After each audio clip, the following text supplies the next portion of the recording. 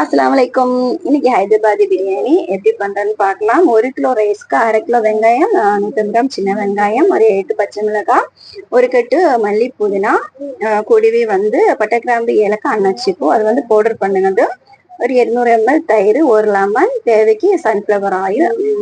நம்ம இப்போ வந்து ரைஸ் வந்து வாஷ் பண்ணி ஊற வைக்கலாம். அந்த ஊற வைக்கிற டைம்ல எல்லா இன்கிரீடியன்ஸும் நம்ம கட் பண்ணி எடுத்துக்கலாம்.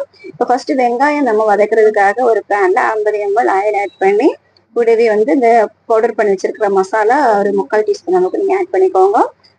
வெங்காயம் வதக்கும் போது சால்ட் கூட போட்டுக்கோங்க. அப்போ நல்லா சீக்கிரமா வதங்கி வந்துடும். நான் 8 பச்சை மிளகாய் எடுத்திருந்தாலும் அதையும் அந்த வெங்காயம் கூடயே நான் போட்டு வதக்கிறேன்.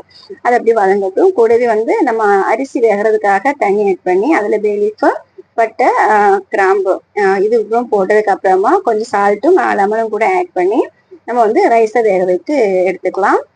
இப்போ வெங்காயம் நல்லா வதங்கி வந்ததும் அந்த ஆயில் செப்பரேட் ஆகும் பார்த்தீங்களா, அந்த டைம்ல இஞ்சி பூண்டு பேஸ்ட் வதக்கினது நம்ம இதில் ஆட் பண்ணிக்கலாம்.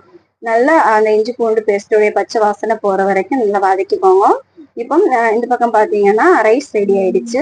ஒரு 3/4 வேக்காடு வந்ததும் நம்ம வந்து ரைஸை வந்து வடிகட்டி எடுத்துக்கணும். இப்போ இதுக்கு தேவையான மசாலா ஒரு டேபிள் ஸ்பூன் அளவுக்கு வத்தத்தூள், 1/4 டீஸ்பூன் மஞ்சத்தூள், ஒரு 1/2 டீஸ்பூன் பெருஞ்சீரகத்தூள் அவ்வளோ போட்டு, கூடவே தக்காளி கட் பண்ணி வச்சிருக்கிற தக்காளி, தயிர், லெமன் இவ்வளோ நம்ம ஆட் பண்ணிக்கலாம். நம்ம சிக்கன் வந்து 1 கிலோவுக்கு 1 கிலோ ரைஸ்க்கு 1 கிலோ சிக்கன் எடுத்திருக்கேன். இதை வந்து வாஷ் பண்ணி மஞ்சள் தூள் போட்டு வாஷ் பண்ணி எடுத்திருக்கேன். அதையும் இந்த மசாலா கூட நம்ம ஆட் பண்ணிக்கலாம். அந்த தக்காளியிலையும் தயிர்ல இருக்கிற அந்த ஜூஸியானது அந்த சிக்கன் வேகிறதுக்கு ஈக்குவலா இருக்கும். நம்ம தண்ணி எதுவுமே நம்ம சிக்கன் வேகிறதுக்கு ஆட் பண்ணல.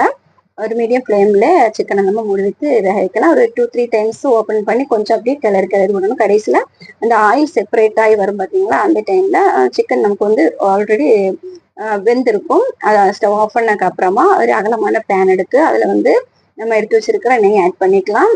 கூடவே வந்து மசாலா, அதுக்கப்புறமா ரைஸ், அதுக்கப்புறமா கொஞ்சம் கலர் கொண்டு இது மாதிரி நம்ம போட்டுக்கலாம். அப்படி ஸ்டெப் பை ஸ்டெப் ஒரு 2-3 டைம்ஸ் இது மாதிரி நான் ஸ்டெப் பையா இது மாதிரி பண்ணியிருக்கேன். கடைசியில வந்து மல்லி புதினா கட் பண்ணது போட்டு ஒரு 15 நிமிஷம் நல்லா நம்ம ஒரு தம் போட்டுக்கலாம். எப்படின்னா ஒரு இரும்பு தவா மேல நம்ம ரைஸ் சட்டி வச்சு அதுக்கப்புறமா நம்ம ஒரு 15 நிமிஷம் கரெக்டா தம் போட்டு எடுத்துட்டோம்னா பிரியாணி சூப்பரா ரெடி ஆயிடுச்சு. என்னோட சேனல் சப்ஸ்கிரைப் பண்ணுங்க. சப்ஸ்கிரைப் பண்ணி லைக் பண்ணி ஷேர் பண்ணி கமெண்ட் பண்ணுங்க. வீடியோ பிடிச்சிருந்தா கண்டிப்பா எனக்கு கமெண்ட் பண்ணுங்க. நம்ம குழந்தைங்களுக்கு நம்மளே கையால சமைச்சு கொடுக்கும்போது எவ்வளவு ஆனந்தமா இருக்கு. குழந்தைங்க நல்லா விரும்பி சாப்பிடுவாங்க, ஆரோக்கியமாவும் இருக்கும். ஓகே விவேஸ், அஸ்ஸலாமு அலைக்கும்.